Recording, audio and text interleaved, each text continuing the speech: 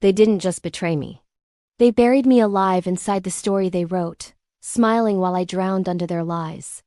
You think hate fades with time? It doesn't. It sharpens. It waits. And tonight, it remembers every name. The rain hits the city like static cold, endless, judgmental. I walk without a hood, letting it wash the tremor from my hands. It's been 3 years since the rooftop. 3 years since the night I died without dying. Back then I believed in loyalty. Victor Rao was my mentor, my boss, the man who said I was like a son. Nathan was my brother, my blood in everything but DNA. And Mia, she was the only place that ever felt like home. Together, we built a dream that didn't belong to us, and when it started to shine too bright, they shattered it. The night everything ended, Mia called. Her voice was breaking. Come to the rooftop, please, don't tell anyone. I ran like a fool. When I got there, Nathan was already waiting, hands in pockets, eyes on the ground. Victor stood near the edge, the city glowing behind him like a confession. For a second, I thought they were planning a surprise. They were, but not the kind that comes with cake. They framed me perfectly. Money stolen from the company's charity, my credentials, my USB, my fingerprints. Victor handed the evidence to the board with a tragic sigh. Nathan told the police he'd tried to stop me, and Mia just cried. She never said a word. The silence cut deeper than any sentence. I didn't go to prison. I vanished. The news called me a thief. My friends deleted my number. I started over in the shadows, fake IDs, warehouse jobs, sleepless nights. But hate doesn't die. It hibernates. It learns. And when it wakes, it comes back smarter. Nathan was the first ghost I followed. Same gym under the train tracks. Same rhythm, jab, jab, cross, reset. He'd grown thicker, richer, colder. I didn't speak to him. You don't attack the soldier when you can poison the general. I traced the money trail that had killed me. Fake company called Bent Wing Imports. I took a night job there, moving crates for minimum wage. Steel toe boots, fake name, silence. Nobody looks twice at the guy stacking boxes. Every night, I found small cracks in the lie-empty shipments, fake invoices, signatures that didn't match. Then one night, I found Mia. She stepped out of a black car wearing a coat that didn't fit her face anymore. Expensive, guarded, wrong. She walked through the warehouse like she belonged, and behind her came Victor's driver.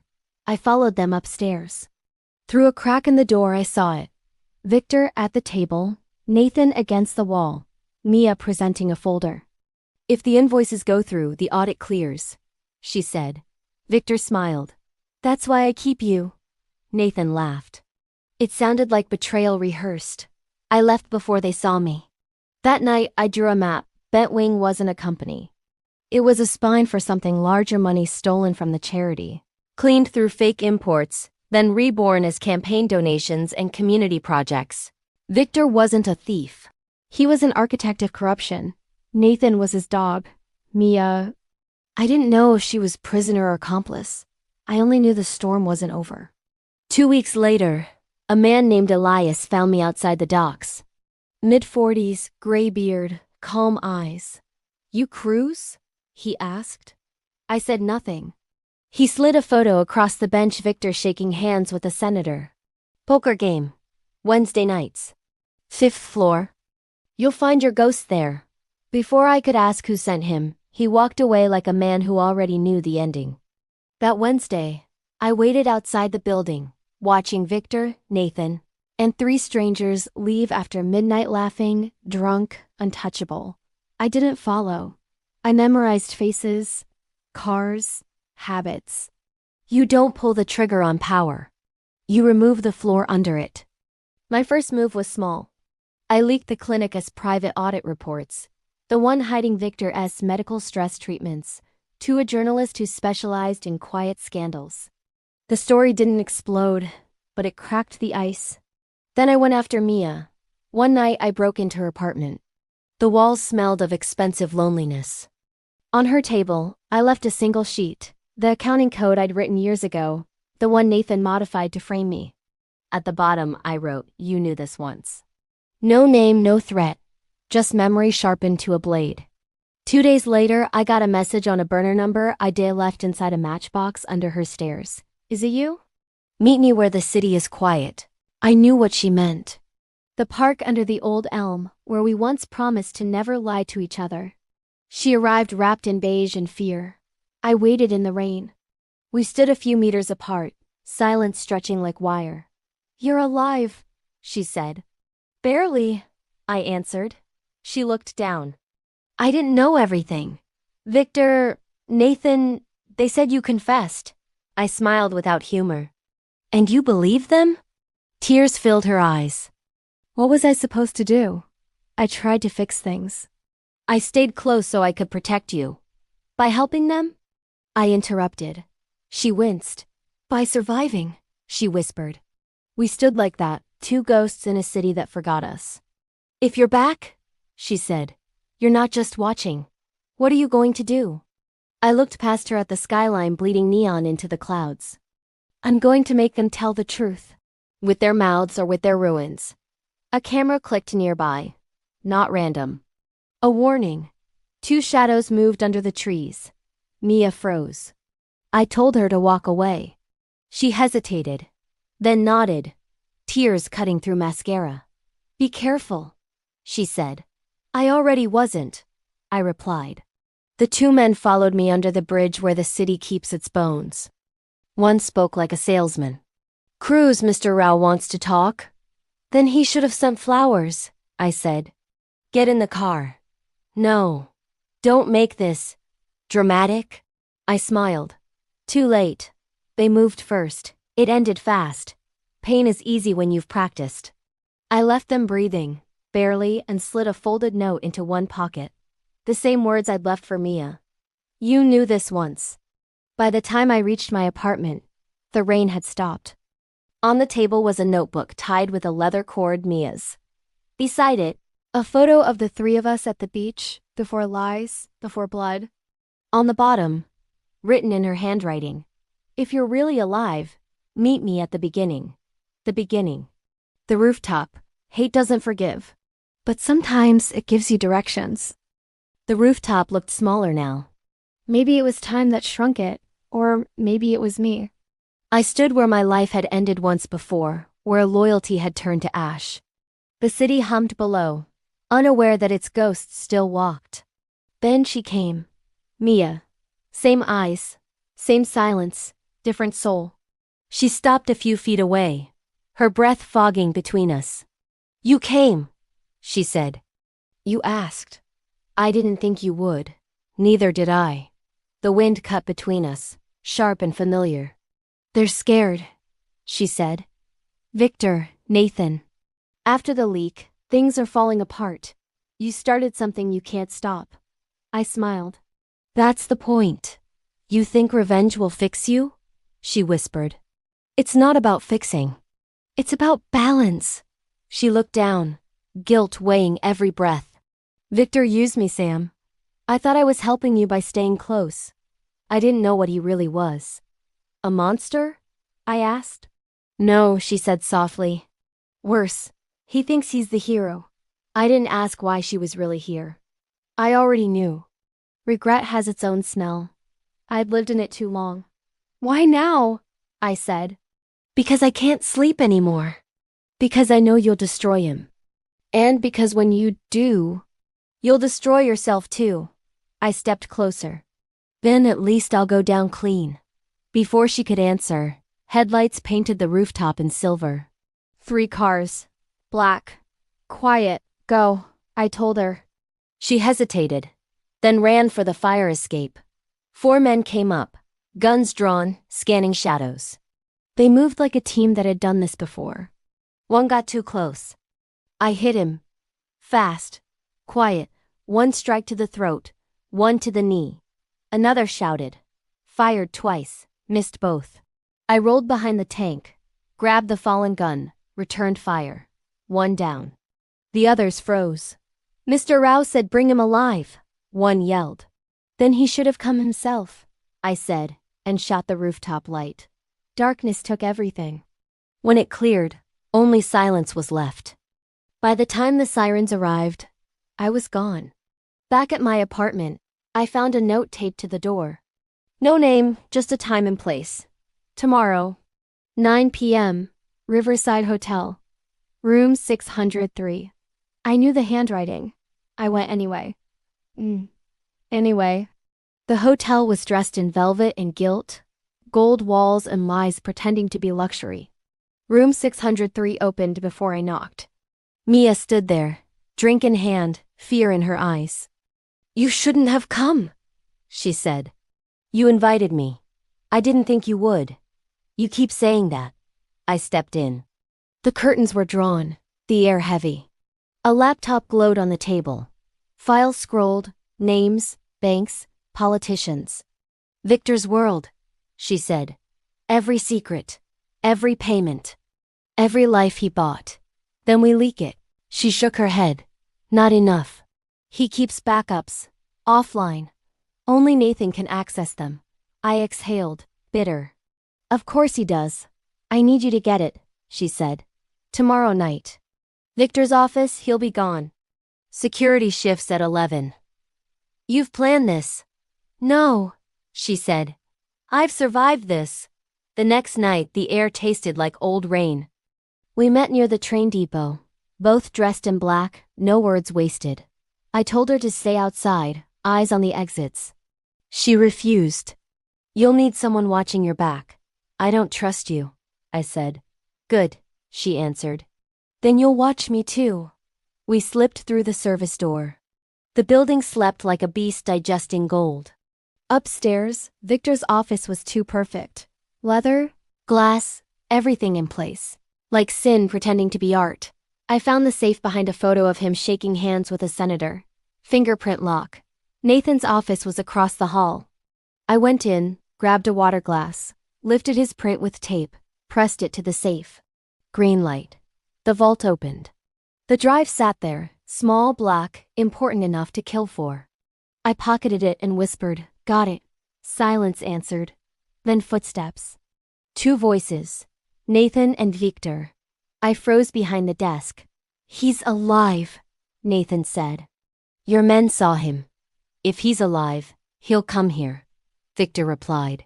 "Guilt always drags the dead home." He was right. The door opened. Victor stepped inside. Calm, confident, pistol in hand. "Come out, Sam, let's end this properly." I stood. "You should have aimed higher." Nathan turned, eyes wide. "Sam, don't." I fired first. Victor dropped behind the desk. Glass exploded. Alarms screamed. I grabbed the drive and ran. Down the stairs, out the fire exit, blood pumping like thunder. Mia was waiting by the car. We didn't speak. The city blurred as we drove. When we stopped, she was trembling. "He knows," she said. "Good," I answered. "He's dangerous, Sam. You don't understand, he doesn't lose." I looked at her, the road's reflection flickering in her eyes. "Neither do I." She touched my hand, voice cracking. "Promise me one thing. When it's over, you walk away." I smiled, tired and hollow. "I don't walk away from fire, Mia. I am the fire." The city kept burning behind us, its lights flickering like dying stars. For the first time in years, I wasn't running. I was chasing. We didn't sleep that night. The city crawled by in silence, a blur of lights and empty promises. Mia sat in the passenger seat staring out the window, her reflection flickering in the glass like a ghost unsure it belonged there. The hard drive rested between us on the dashboard, black, harmless, deadly. I could feel it breathing. "What's on it?" I asked. "Everything," she said. "Bank records, shell accounts, politicians, journalists. He owns them all." "This proves it." "Then we leak it." She shook her head. "Not yet. There's one more file. The names that protect him. Without that, he'll bury this before it surfaces." I looked at her. "And where's that file?" She hesitated. "Nathan." I laughed, but there was no humor. "Of course. My oldest friend, the brother who turned Judas, was the lock on the truth. I parked in an alley and killed the lights. We find him. We end this." She grabbed my arm. "Sam, listen to me. Victor knows now. He'll burn the city if he has to. He doesn't leave witnesses. Then it's good we're not witnesses. We're ghosts. We stayed quiet for a while. The hum of the rain against the windshield was the only heartbeat left between us.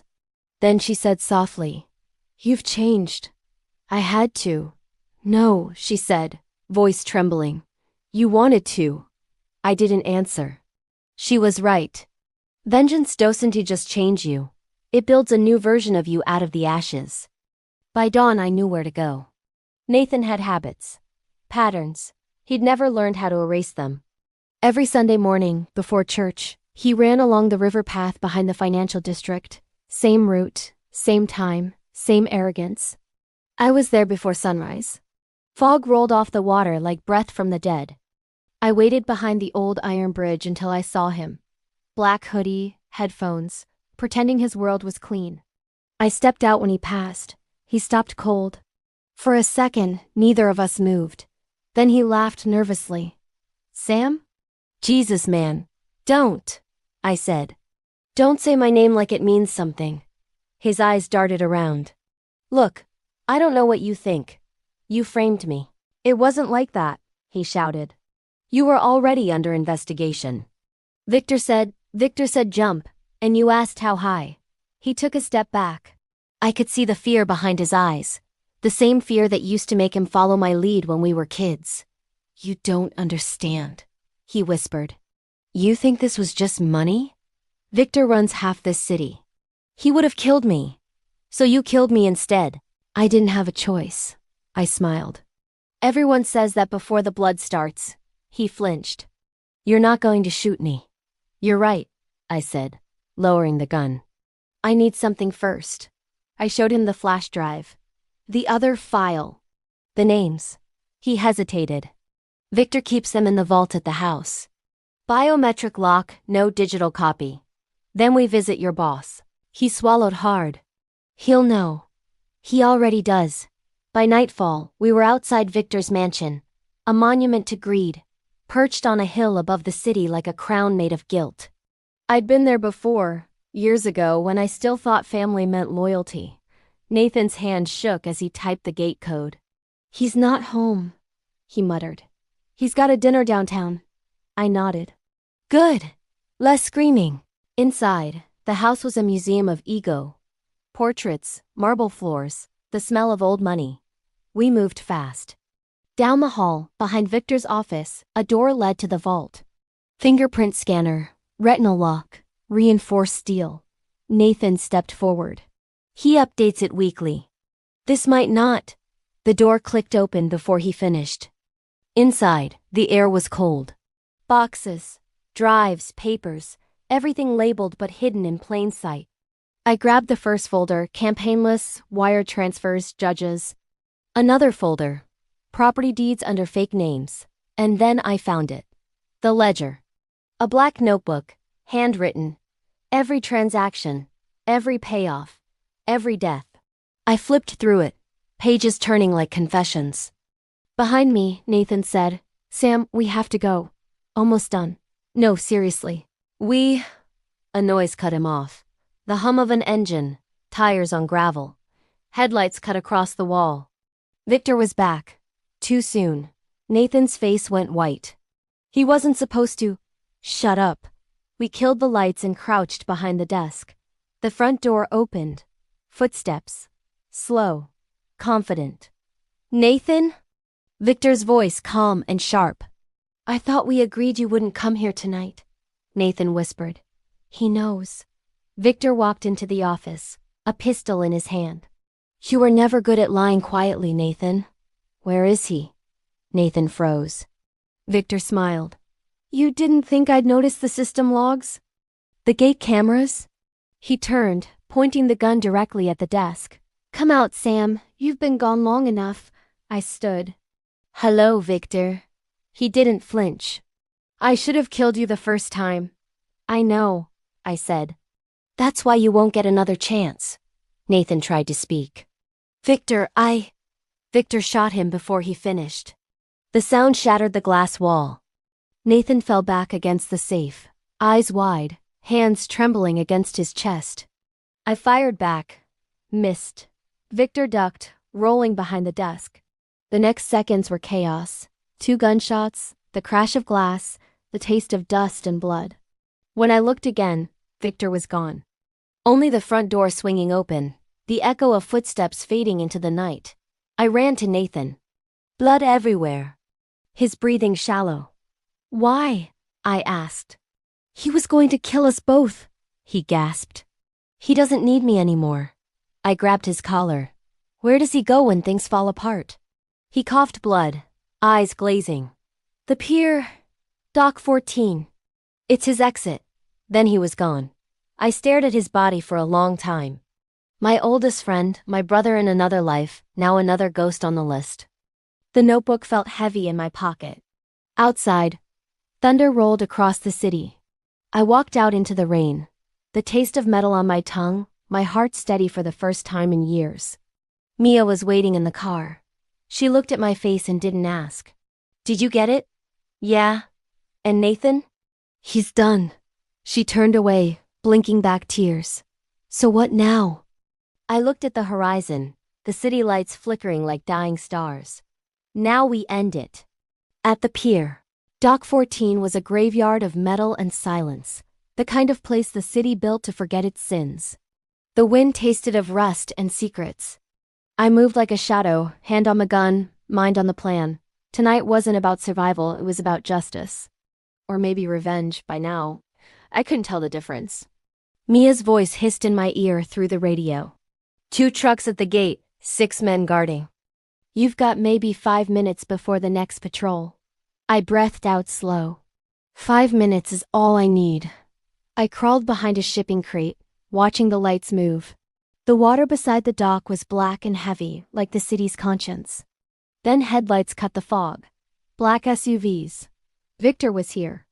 The door opened, and he stepped out wearing a coat that belonged at a funeral, his own. He looked calm, dangerous, untouchable. Around him, men carried boxes and weapons, and one old man with a briefcase followed close. The lawyer. The rat who cleaned Victor's blood with contracts. Victor spoke, his voice carrying across the dock like steel. We leave in 10 minutes. If Cruz shows, kill him. I want his face gone. My heart didn't race. It slowed. Cold. Focused. I moved closer, my shoes whispering against the concrete. From the ridge above, Mia whispered again. Sam, don't do it like this. We have the proof. We can expose him. I smiled. You can't expose the devil without burning the church. She went quiet. I counted 6 guards. Too many for quiet, not enough for fear. I threw a stone to the far side. It clattered, and 2 men turned. That's when I moved. Fast. 1 strike, 1 fall. Gun raised, 3 shots, 3 bodies down. The rest panicked. The dock lit up in chaos. Lights flashing, shouts echoing, steel screaming. Victor didn't run. He just looked around, calm as death, then smiled when he saw me. Samuel Cruz, he said. You should have stayed buried. You should have learned to dig. I answered, and fired. The bullet hit the steel beam near his head, sparks raining down. The lawyer ducked. Victor didn't. He laughed, a dry sound. You can't kill what you built. Maybe not, I said, but I can burn it. He fired back, missed by inches. I rolled, hit 1 guard in the chest, grabbed another's rifle, and aimed for the gas drums. 1 spark, 1 shot, the whole world turned fire. The explosion tore through the dock. Flames danced like they'd been waiting years to breathe. I stumbled through smoke, ears ringing. Somewhere above the chaos, Elias's voice cracked through the radio. Sam, you've got the feed. The whole city's watching. Mia went live. I looked up and saw her silhouette against the fire, holding her phone, streaming the truth. Mia, no! I shouted, but she didn't stop. Her voice carried steady, strong. This is Dock 14. This is Victor Rao. This is how power burns. Victor lunged from the smoke, gun aimed at her. I shot him first, shoulder hit, blood blooming red. He dropped, snarling. You think they'll thank you? He spat. You think they'll call you hero? I walked closer, my voice low. No, but they'll remember your scream, He lifted his gun again, but Mia stepped between us, shaking her head. No more, she whispered. It ends here. Victor smiled, cruel and final. No one gets out clean. He fired. I moved. Pain ripped through my arm. I shot back 2 rounds to the chest. Victor stumbled backward into the fire, swallowed whole. Mia screamed, running to me, grabbing my face with trembling hands. Sam, stay with me. I could barely hear her. The world was a blur of orange and sirens. You're alive, I murmured. Make them see. She nodded, tears cutting tracks through the soot. They see everything, she said. Police lights painted the night blue and red.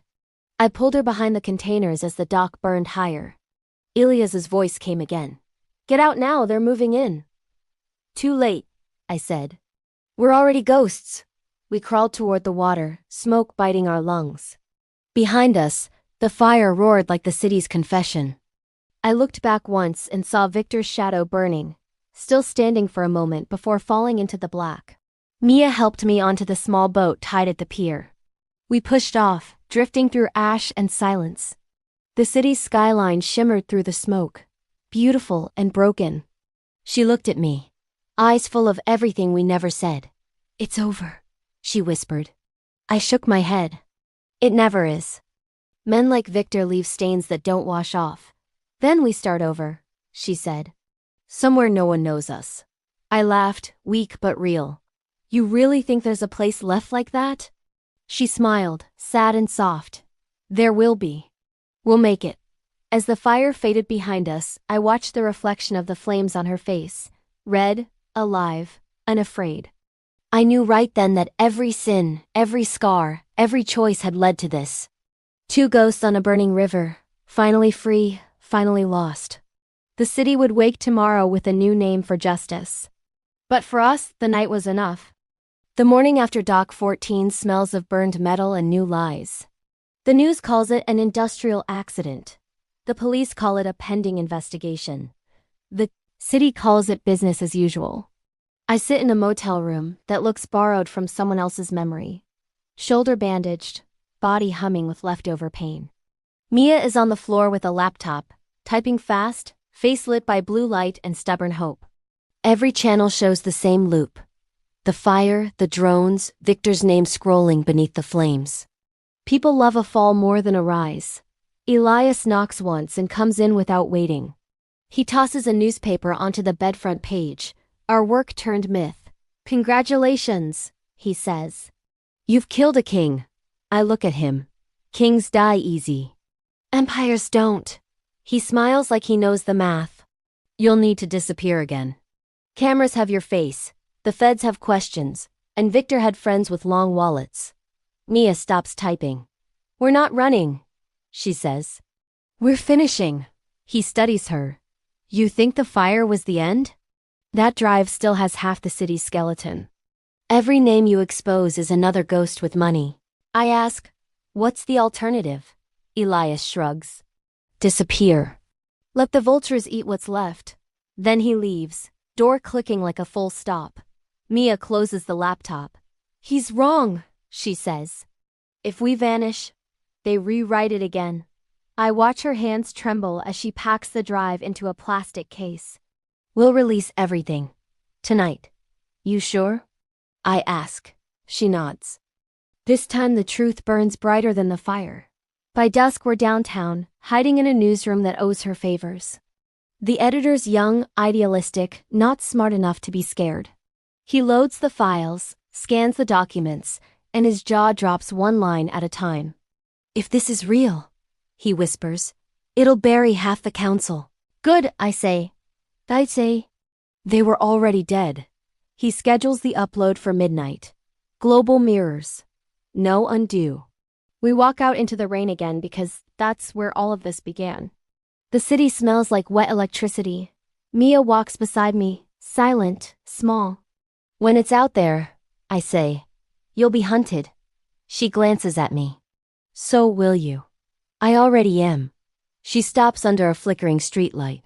Sam, when this is done, what are we?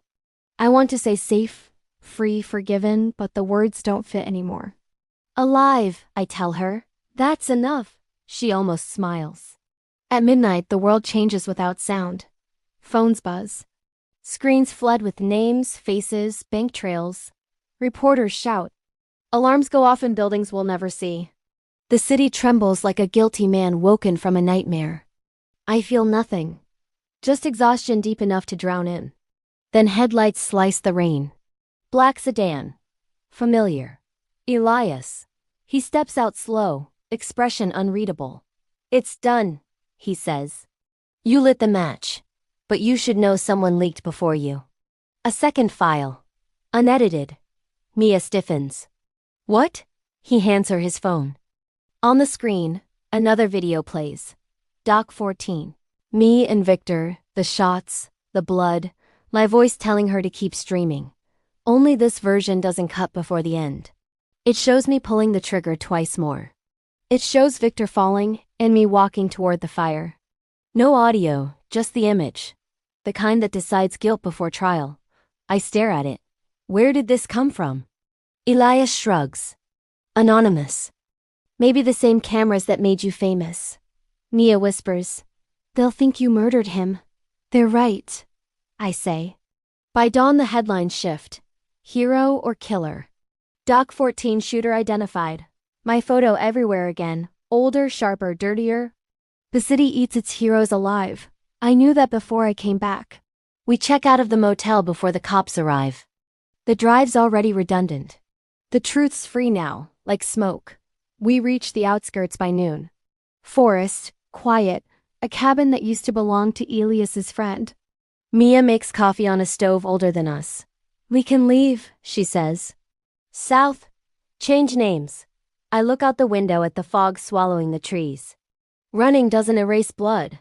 Then what? She asks. We die here. I shake my head. No, we live. That's worse for them. The news keeps spinning for weeks. Victor confirmed dead. Nathan gone.